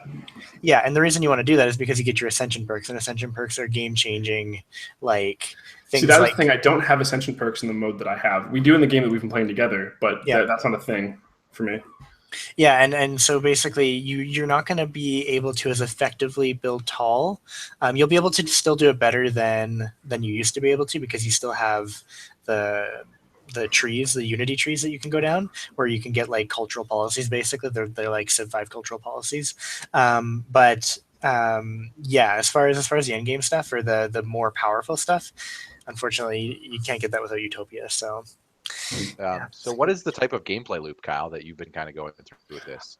So I've been kind of experimenting and like failing and then restarting and just kind of pretty much, out. Because I always end up fucking myself in some way, right? Like I'll go in, like at the beginning I had trouble keeping up technologically with the other races. Yeah. I've since gotten past that problem, and I realized I learned a lot from my shorter sessions with Shane, because I was trying to fast expand territory-wise out in order to encompass. You were just going for the Hitler and just cover. No. I wasn't even I wasn't even building a lot of planets. I just wanted to have like my giant blue territory big enough that I could, because you can get by building like resource or research posts out around planets, you can get things like your power, your minerals, food in certain cases, and all of your tech trees, physics, society, and engineering. But you can do that just as, if not more effectively, by building all those things on your planets. So, Okay. like at the point where I'm at with Shane, because I learned a lot afterwards. I've got probably twice as much space as he does in my empire, but he's got twice as many worlds colonized as I do. So that's something I will remedy when I get into it, because we're really close to both of us ended up very close to each other, and there's a third empire that's really close to us, and those guys are kind of dicks, so we're going to take them down pretty soon. Okay. But yeah, fuck those guys. Take those dicks down. Yeah. If you will. Yeah. The way I said, anyway, that sounded weird. Yeah, those dicks down? I don't know. It did sound really weird. It's like, man, why did you put them on the wall? But nobody wants to see that. Take them down. That's the way, anyway. Stellaris sounds pretty good. I'm actually looking forward to digging into that with you guys at some point. I do think a series where you guys teach me on it is something that I would like to experiment with. Like I said, I've only played a couple hours of it. I checked out the races. I checked out, that this was a Shane game, or there's a what was the term? Fair. 4X was 4? Did I remember 4X, that yeah. correctly? Yeah. See, I remember facts. I may not remember the anyway. I'm not going to bring it. God fucking damn it. Okay, so obviously the title of this episode has to have Navy in it somewhere. Navy, Right? Yeah. Navy. I was gonna listen. I'm telling you right now, if we do record us playing Stellaris, I'm going to have the best Navy of all time, and I'm going to ram it in everyone's face. Are you going to attack us from the rear? Oh. All right. Kyle, have you been playing any Breath of the Wild? I know you've been talking about it the last couple of weeks. Fucking no, I've been playing Breath of the Wild. So how far are you into it? Have you beaten Ganon yet? absolutely. I'm just gonna start asking you really quick, like 50 questions or as many as I can come up with on the spot about Breath of the Wild. Sure, yeah. Lightning rounds. Have you beaten Ganon? Not even close. How many dungeons have you beaten? 1.5. I'm literally. How many shrines? Go ahead. So dungeons usually have a two-part thing to them, right? First, you have to get to their territory. So like the Zoras or the Gerudos or whatever, and that'll have a unique challenge. And then for them to let you go to the boss, you'll usually have to do something. With the Zoras, it was like I had to go get lightning arrows from a specific place. And then I had to go get like the helm back from the Gerudos. And there was even an additional challenge with them where they wouldn't let me into their city because I was a man. So I had to cross-dress. Ooh, that sounds pretty cool. It was. And it was practical because you're also in the middle of the fucking desert, which half the time is really, really hot. And your regular clothes, like you'll take damage if you're wearing your regular clothes. Same thing I was talking about before, where it's like, oh, if it's too cold, like you have to wear like the right clothes, which I don't have. Or like that mechanic seems very like, again, there's a lot of awesome. And what I like too is at night in the desert it gets fucking cold instead. I think I keep flip flopping between, because I have a birthday coming up here for people who don't know, and I keep flip flopping. I know I usually get something related gaming stuff because I don't buy a lot on my own. I kind of wait for sales and stuff, and I'm flip flopping between Horizon or Zelda. I have a Wii U, so I'm just gonna buy Zelda for Wii U, and I just don't know which one I'm gonna get first. Yeah. So to answer your actual question, I'm heading towards the second dungeon. I've gotten the thing I need, and they're cool with me going. So, question 3. Yes. How many shrines have you beaten, or how many shrines have you been to and solved the puzzle? And I recognize that they're probably, a lot of people say they're pretty small in length, like the shrines are pretty quick. Oh yeah, you can get those done in like 5 minutes. But if I remember, there's hundreds and hundreds of them in the game. There are. I don't know my exact number of shrines. I've got like 6 hearts and like 4 additional parts to my fucking stamina bar. Admittedly, one of those hearts came from beating a dungeon. So, 20-ish maybe. What have you found, question 4, what have you found to be a more enjoyable part of the game? The shrines or the dungeons? Just the dungeons isolated, probably the shrines, but the entire quest to get to the dungeon is just as big of a part of it, and I like that overall a little bit more. Question 5. Tell me the 2 most interesting characters in the game that you've encountered thus far. Characters that you remember or note, and why. Oh, there's not that many characters that I've run into just because of like a lot of it's been shrine hunting. There's this old racist Zora that I found that was pretty interesting. And that one, and also Zelda herself, because I don't think you get to run into her until you go into Ganon, but Link has lost his memory, and at different points in the game you can unlock key memories, and you get to see Zelda through them. Zelda's cool as fuck. name the best WoW sequence for you this game. Like the moment, like thus far of what you played, the best sequence where you just went, "Wow, this game," or something that just linked it all together for you. Linked it all together. Yay, bad. Yeah. I was. It was real dumb.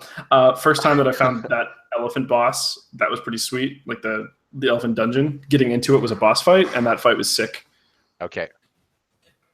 So that's your first. That's your biggest WoW moment. The biggest, not my first. Okay. First one was paragliding for the first time. And early thoughts on just. Obviously, this isn't 50 questions, so I'm stopping here. But early thoughts on this is kind of a bigger question. Early thoughts on. Not ranking this compared to other Zeldas, but how much do you think that this succeeds as a Zelda game that also tries to tread a lot of new ground, like thus far from your experience? Okay, so the only reason I bring it up is because despite all the glowing reception to this game, which obviously it's something I really want to play. I've played a lot of Zeldas. It's fantastic.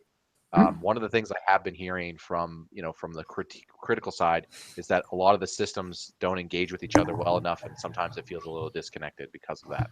It feels like you're stopping and doing something that, while a good experience, sometimes takes you out of what you would think or what you even want to experience from a Zelda game. So I guess I'm kind of asking what is your feeling overall on what you played as a whole? I've really enjoyed it. So my biggest problem with the previous Zeldas has always been that they seem incredibly formulaic. That's kind of always been their biggest problem. Was just like, oh, you're okay, cool. I guess we're doing the thing where we go into a dungeon and then we go through the first half of the dungeon, really wishing we could have an item, and then we get that item, and then we blow through the second half of the dungeon, and then we fight the boss. And guess what? The boss is weak to the item and your sword. Yeah, that's how you beat the boss. Very much Ocarina of Time's template was carried forward post. Yeah, it was cool when Ocarina did it because it was still a new thing, and then that was Ocarina is still one of the best games ever made, in my opinion. Mm-hmm. And yeah, then after that, it was like, okay, like they would introduce cool things to them. Like I love Wind Waker. Wind Waker had some great moments. None of those moments were the dungeons. All of them were sailing. Oh man, see, I tried to get into Wind Waker myself, and Keith David wasn't there to sell me on the sailing, so I just couldn't. That's my fault. I couldn't really get into it. Truthfully, though, no, I actually the open world of Wind Waker. Hang on. Really what do you mean Keith David wasn't there, Ryan? You have a talking boat, and there's no voice acting in that game. That voice of that boat can be whoever you want it to be. So we need Keith David as the boat in Wind Waker, and then I'll play through all of it. Jesus what we'll do is we'll just do a stream of us playing Wind Waker, and Kyle will have no other voices, but Kyle will make the Keith David impersonation over the boat. Why do you think I can do a Keith David impersonation? Let's hear it. I don't know. I haven't heard of his voice recently. Like, okay, you know what? Anyway, I've got an announcement to make. The next episode of Controlling Keyboards, we're gonna have a very special guest, and that guest will be Keith David. If only. Wow. Listen, he did Saints Row. He'll do as long as you pay him. I think he'll do anything. The problem is we don't we have get the big money. We get the big money. We got the YouTube bucks rolling in. Yeah, Ryan, what do we got? Like 17 cents for the whole channel?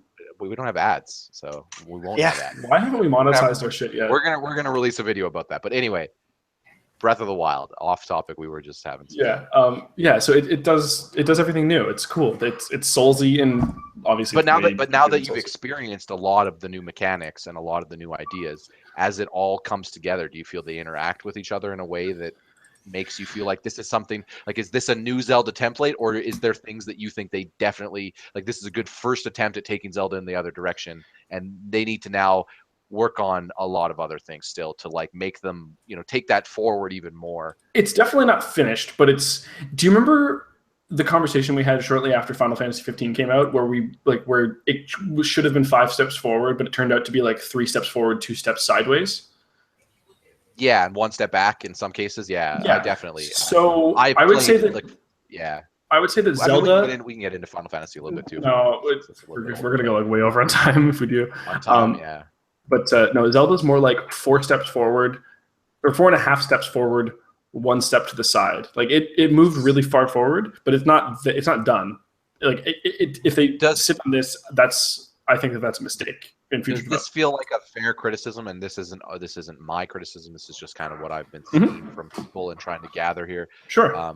Would it feel fair to say that as they move forward with the new look of the Zelda is to put their own identity on a lot more of the mechanics instead of just wholesale ideas from other people. Like, it's cool that they took a stamina system, or like Zelda's had stamina systems previously, but it's cool that there was un-Zelda like things in this. But would it not be cooler if those un-Zelda like things did un-Zelda like things, but with enough Zelda flair that it kind of felt like its own thing, if that makes sense? I mean, like, I think that there would be some people were talking about specifically the inventory system being like that's not a Zelda thing, and it just the way it interacts and the way you use it just just people have said that, cumbersome, tiring. Like, isn't there a more flairful way that Zelda could do this that would work to Zelda's charm, to its characters? Any issues with it. So the thing that I like is that they departed from some of the old systems that I think would have held the game back, right? So like traditionally the whole inventory system has either been your items or anything else was kept in bottles, right? And getting bottled was a big deal because you could keep like an extra thing or whatever, right? Now, I haven't run into any problems with inventory management. It's super easy to navigate that menu. You can pop to it like... Yeah, it's not just the navigation, though. I'm talking about the fact that you now need to go into the menu far more than you used to. Like, you consider the fact that your weapons break, so you have to go in and manage. Right, but that's not even a full menu. That's like a short thing where like you push a button, and then all your swords had your sword, and then you'd have your giant sword. Like, literally, the navigation and in all previous Zeldas was always masks and items. Like, your actual weapons and costumes would be set. Right. Like, again, this is just one example, but another example would be. Another example that I heard some critique on was the towers as a concept. Like, it's cool that they're in there, but at the same time, it's like... Hang on, someone just rang the doorbell. It's 2 a.m. here. Give me a sec, guys. I'm sorry. Okay. That's fine. Man, I really hope we don't hear So screaming. Mr. Schmink. Yeah. Yep, that's the end of Kyle. So other than RimWorld, now that we've Kyle, if you haven't played any Zelda, I know. Do you have any intentions of checking Zelda? I know you're not really a big Zelda guy. I've never been a Zelda guy, honestly. I tried it, and yeah, this is going to put me outside the mainstream of a lot of gamers, although I already know I'm there, but I just don't find Zelda's way of dealing with challenges to be particularly interesting for me. I can recognize the benefit of a good puzzle, but I feel like there should be multiple ways to solve something every time, or at least as close to every time as you can, unless it's a very simple puzzle. So their puzzles are they're very one solution, one note kind of. Yeah, and I don't get a lot of.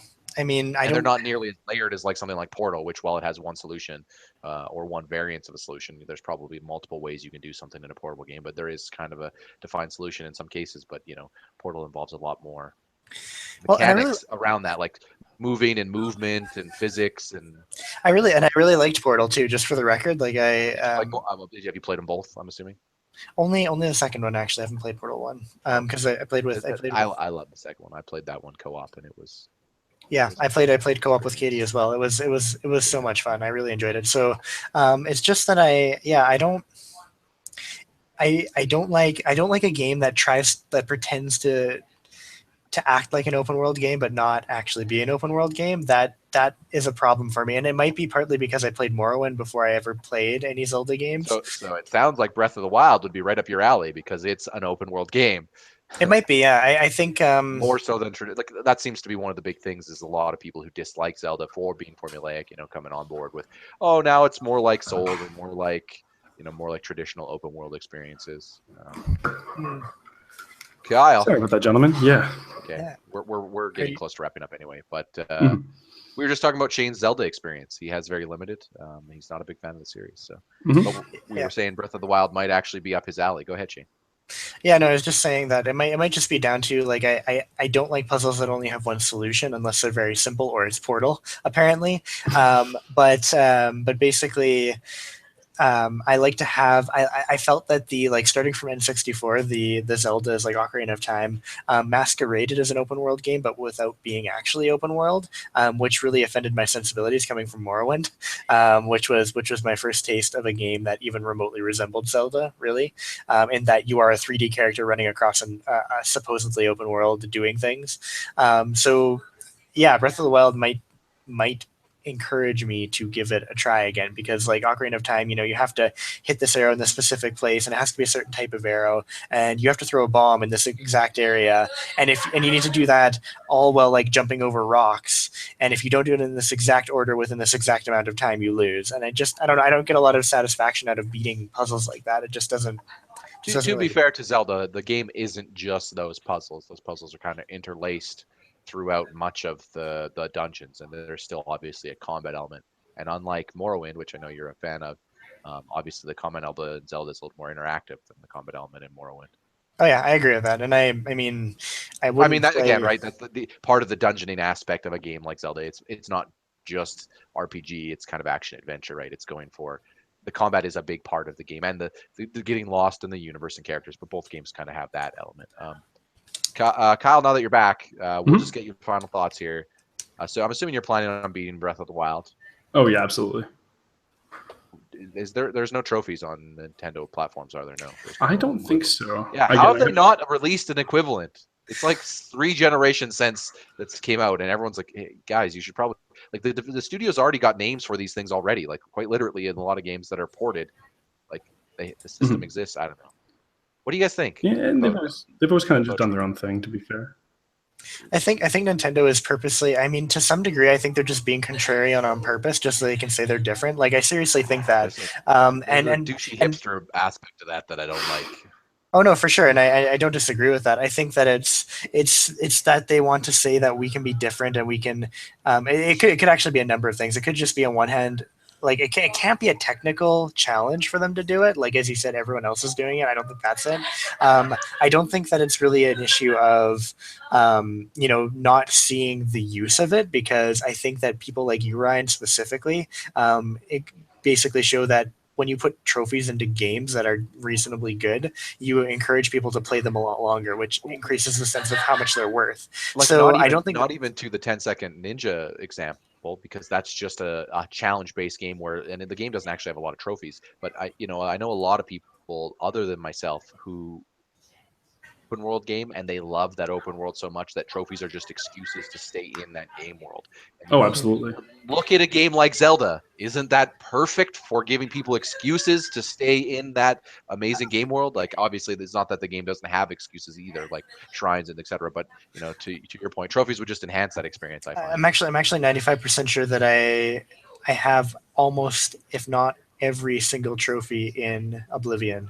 Myself included, I do. Yeah. Achievement, sorry. I did have every achievement. Achievement for that for me, including Shivering Isles as well. I literally, although I will admit to save scumming the one decision you make at the beginning of Shivering Isles. You make a decision on whether you want to go down one door or the other door. Yeah, and you have to do that. It overall influences very little on your Shivering Isles experience, but I and made both decisions to get the achievement for each decision. I did the same thing. I also got every achievement in that game. But yeah, of course, yeah, a lot of people did, because it was obviously that was during the boom of achievements. But even people who have gone off the achievement train still do achievement and trophy, because it's like, it usually only comes up now if like you're really engaged in a game and you're like, I'm just looking for excuses and reasons to checklist things off because I want to play this game. So, indeed. Anyway, on that note. Who's taking us out? Kyle. No, I just got yelled at for noise complaints. I don't want to. Kyle, I wasn't saying you have to take it out. How about we all take it out together? What have you guys taken? What have you guys taken most from this cast together? What has been your? Oh, things got weird. The biggest thing to note of this cast, for anyone who's actually listened from all the way to the end or the beginning, sorry, they listen from the end to the beginning. This is Memento. We're actually Memento podcasting. That's our name. Anyways, so as Ryan's saying, there we go. Thank you. Tag. I don't know. I mean, things did get weird, but also I still think RimWorld's great. I still think Stellaris is great. I'm considering trying Breath of the Wild one day in 1,000 years when I get a Switch. I'll lend you my Wii. Huh? You have a Wii U, don't you? I do, but I never use it. Okay, when I get Breath of the Wild at some point, I'll lend it to you. Oh yeah, because you're gonna buy it on a disc, right? Freaking weirdo. Yeah, well, because I might buy it digitally. I don't know. Anyways, I don't buy games on discs. I don't buy games on discs either. So what are you saying? Mario Maker. What do you mean? What am I saying? What am I saying? I don't even know. I'm saying that I need to leave right now and go recruit I need to go sign up for the Navy. All right, guys. This has been Controllers and Keyboards. Thanks for listening. Do the dance you do with buttons that do thumbs and bells and yeses and Daniel Bryan yes over and over. Just wait until I go Japanese mode. You guys, you ain't seen nothing yet. You're gonna go you're gonna speak Japanese? I'm not going to speak actual Japanese. No, I'm just going to do a really awful impression, but that captures the vibe and the spirit that a lot of Japanese people put into making commercials and making advertisements for things. Promotional material, yeah. Yeah, so they're like, no, I can't do it. It's too late now. Anyways, so what I'll just say is, thanks everyone for watching. Smick here with Kyle Snow, who is super excited about this. Ryan Powers, the man with too much power. And myself. Thanks a lot for watching. Make sure to subscribe, like if you haven't done that already, and we will see you next time. Have a fantastic night, y'all.